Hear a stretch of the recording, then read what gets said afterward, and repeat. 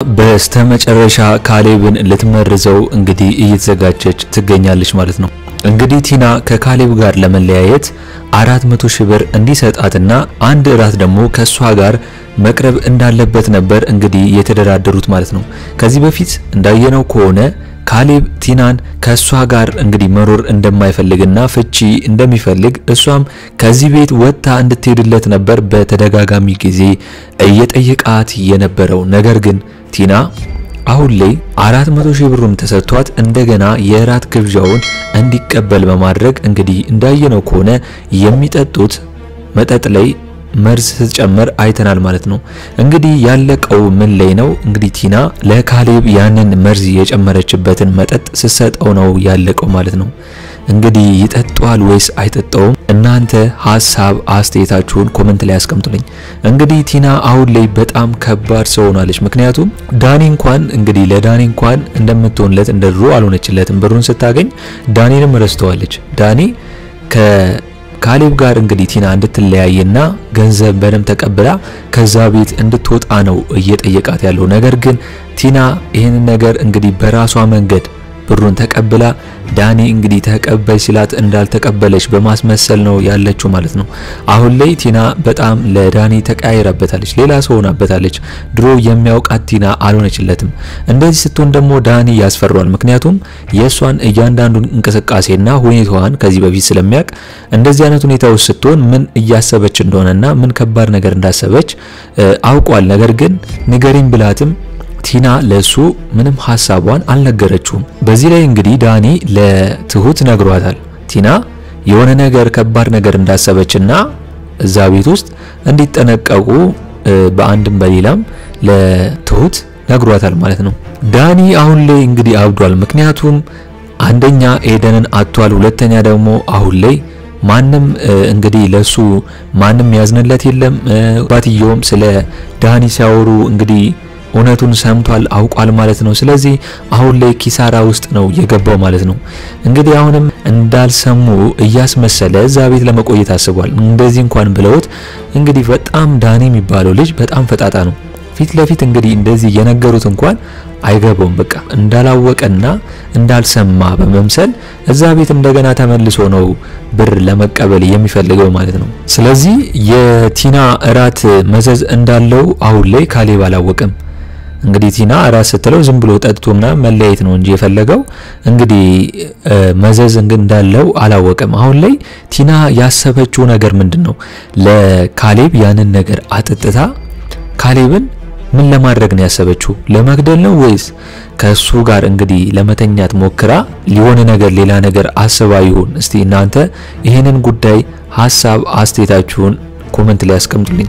የዳኒ ነገር ደግሞ በጣም የሚለይ ነው። እንግዲህ እንደምናውቀው እዛ ቤት የገባው የሰው ሚስት ይዞ ሰው ቤት እንግዲህ መቀመጡን ረስቶ ነው እንግዲህ ራሱን እንደ ትዕግስተኛ እያየ ያለው ማለት ነው። ዳኒ አሁን ላይ የካሌብን ሚስት እንግዲህ እህቴ ነው እያለ እንዳወቁበትም እያወቀ በጣም በቃ ፍጥጥ ያለ ግጥጥ ያለ ነገር ነው እያደረገ ያለው። ነገር ግን አሁን ላይ ዳኒ ሜዳ ላይ ሊቀር ነው። ወይ ከኤደንም አልሆነ ወይ ከቲናም አልሆነ። ቱቴ በተደጋጋሚ ጊዜ ኤደን እንግዲህ እንደሱ አይነት ሴት እንደማያገኝና እሷ ለሱ እንደምትሆነውም ጭምር ነግሯለች እና ይሄንን እድል እንዳያጣው በተደጋጋሚ ጊዜ እየመከረችው ነው የምትገኘው። ምክንያቱም ይቅርታ ብሏት ኤደንን ከእንደገና ከኤደን ጋር እንዲሆን ነው እንጂ አሁን ላይ ትሁት ፍላጎቷ አሁንም እዚህ ቤት መርመጥመጡን እንዲያስብበትና እንዲያቆም ነው የነገረችው ማለት ነው። እንግዲህ የትሁትን ምክር ቢሰማ ባይንም ብዬ ነው ማስበው። ትሁት ለሱ አስባለት አዝናለት ነው ይሄን ነገር የምትነግረው። ጭራሽ ይባስ ብሎ በሷ ስልክ ከኤደን ጋር ለማውራት ነው የፈለገ ያለው ማለት ነው። ጥፋቱን እንግዲህ ደብቆ እሷ ደግሞ ይሄን ነገር ካደረገች መቼም ቢሆን ኤደን ከሷ ጋር እንደምትጣላ ነው ያወቀችው። ስለዚህ ራሱ ኤደንን በመፈለግ ይቅርታ ብሏት እንግዲህ ኤደን እንዳታመልጠው ነግሯለች ማለት ነው። የሚሰማ ከሆነ ዳኒ እንግዲህ ቲና የዳኒ መቀያየር ስላሳሰባት እንግዲህ ዳኒም ቲናን የሚፈልጋት ከዛ ቤት እንግዲህ ከካሌብ ገንዘብ ይዛ ነገሩ እንዳበቃና መውጣት እንደሚፈልግ ነው እየነገራት ያለው። ነገር ግን ዳኒ የሚነግራት ነገር የሚመክራት ገንዘብ ብቻ እንደሆነና ለሷ ምንም ስሜት እንደሌለው አሁን ላይ ተረድታለች። ስለዚህ ቲና ምንድን ያደረገችው ከካሌብ ብሩን ከተቀበለች በኋላ ምንም አይነት ለሱ ብር ምንም እንዳልሰጣትና እየጠየቀችው እንደሆነ ነው እያዋሸችው ያለችው ማለት ነው። አሁን ላይ ግን ዳኒ የቲናን ነገር ሳይ በቃ የሆነ አውቆባታል ምን እንደምታረግና የደበቀችው ነገር እንዳለ አውቆባታል። እንግዲህ አብሬሽ ለስራ እንኳን ሲላት አንተ የምትሰራው አይነት ስራ አይደለም ራሴ ይሰራዋለሁ ብላ ነው እንግዲህ ያገለለችው ማለት ነው። ድሮ ከሱ ሐሳብ ምናምን ተቀበል ነበር እሱም ይመክራን ነበር። አሁን ግን የሱን ሐሳብና ምክር ትታ ወደ ራሷ ሄዳለች ማለት ነው። ገንዘብ ስታገኝ ደግሞ ጭራሽ የባሰ ነው የጣለችው ዳኒን። ዳኒ አሁን ላይ ከዚህ መማር አለበት። ኤደን ምንም ቢሆን ገንዘብ ሳትፈልግ ነው እሱነቱን ዳኒነቱን ፈልጋ የቀረበችው። ለዛውም በፊት ለፊቱ ነው የነገረችው ለዳኒ። ስለዚህ አሁን ቲና ገንዘብ ስታገኝ ዳኒን የምትረሳው ከሆነ ነገ እንደማትረሳው ምን ማስተማመኛ አለው? ስለዚህ አሁን ላይ ዳኒ ኤደን ገንዘብ ጥቅም ፈልጋ እንዳልመጣች እያሰበ ይሄንን ነገር ከሷ ጋር ሄዶ ኤደን ጋር ይቅርታ ማለትና ከሷ ጋር መኖር አለበት መፍታት አለበት ብዬ ነው ማስበው። ቲና የገንዘብ ሰው ነች፣ ጥቅመኛ ሰው ነች፣ የታወቀ ነው። ዳኒም እንግዲህ ያንን ብር ይወዳል። ነገር ግን ቲና ይሄን ነገር ካገኘች በኋላ ዳኒን ረስተዋለች። ስለዚህ መጀመሪያውም ከቲና ፎርጅድ ካርታ አባትየው እንደሰጣት ከእንደዛ ዳኒም መማር አለበት ብዬ ነው ማስበው። አሁን ላይ ቲና የምታደርገው ነገር ቢኖር ምንድነው እንግዲህ የሚጠጣው ውስጥ አሁን ላይ የሚጠጣው ውስጥ የእንቅልፍ መድኃኒት ታደርግበትና እንግዲህ ከሱ ጋር አብረው ትተኛለች ማለት ነው። እንግዲህ ካሌብ በዚህ ነገር ይሸጎዳል። ሲጀመር እንዴት ካሌብ የቲናን የምታመጣውን ነገር አምኗት እንዴት ሊጠጣ ይፈቅዳል? ይሄ ነገር በጣም በቃ ጅል ከመሆኑ የተነሳ ነው ይሄን ነገር ማድረግ የፈለገው እንጂ ትሁትም አስቀድማ ስለ ቲና ነግሯለች። ቲና የሆነ ነገር አስባ እንደሆነ ስላወቀች ዳኒም ስለነገራት ካሌብ እንዲጠነቀቅ ብዙ ጊዜ ነግሯለች ማለት ነው። ነገር ግን አሁን ላይ ካሌብ በጣም በቃ ሞኝ ነው የሆነው። ቲና እንዴት የምታመጣለትን ነገር ይጠጣል። ከዚህ በፊት አባትየውን ሊገሉ እንደሞከረ ያወቀ ብዙ ነገር አባትየው ላይ ሲያደርጉ ያወቀ እንዴት አሁን ቲናን ያመጣችለትን ነገር ዝም ብሎ ይጠጣል?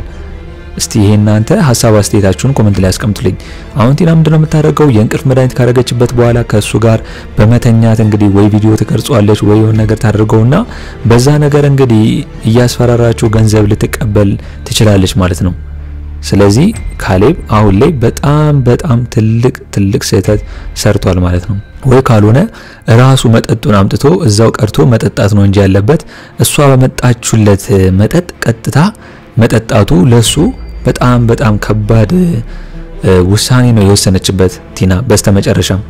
ስለዚህ አሁን ላይ ካሌብ ተሸውዷል። ይሄን ነገር ካደረገው ከጠጣው ለሱ በጣም ጥሩ የማይመጣ ነው የሚሆንበት ከባድ አጸፋ ነው ከቲና እየመጣ ያለው።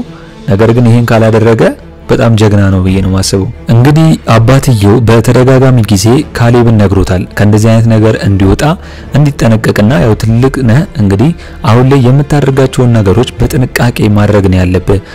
እንግዲህ ዳኒና ቲና እነሱን ለመጉዳትና የነሱን ሀብትና ገንዘብ ለመውሰድ ቀንከሌት አይተኙም። ስለዚህ የካሌብ አባት እንዳለው ካሌብን ይሄን ነገር እንግዲህ የምታደርገውን ነገር የቲናን ነገር በጥንቃቄ እንዳየውና እንደገና እንዳይሸወር ነው ከዚህ በፊት ሲነግረውና ሲመክረው የነበረው።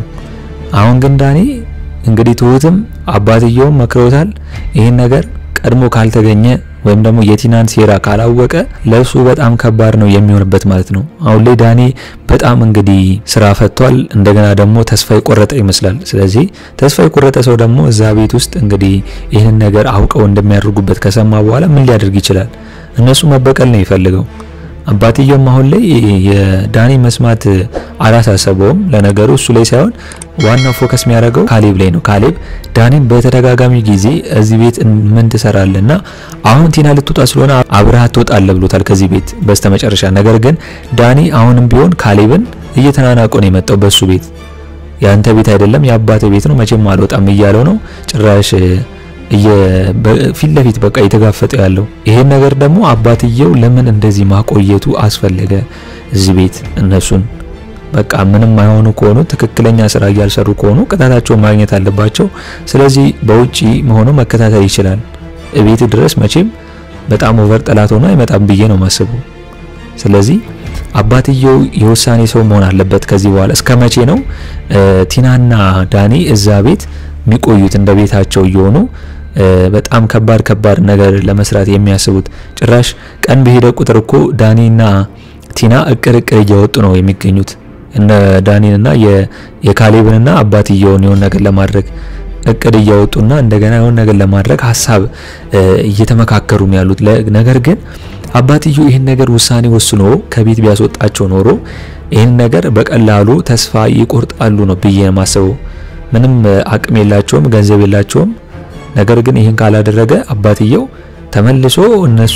ተመልሶ ራሱ ዳኒ አባትየውን በስተመጨረሻም ሊጎዳው ይችላል ብዬ አስባለሁ እስቲ እናንተ በዚህ ጉዳይ ሐሳብ አስተያየታችሁን በኮሜንት አስቀምጡልኝ እንግዲህ የዛሬው አስተያየቴ ይሄንን ይመስል ነበር ትሁት ክፍል 37 ቶሎ እንደተለቀቀ እኛም በኮሚኒቲ ፖስታችን ስር ወዲያው ለእናንተ የምናስቀምጥላችሁ ይሆናል ማለት ነው በቀጣይ ክፍል እስከምንገናኝ ድረስ መልካም ቆይታ ይሁንላችሁ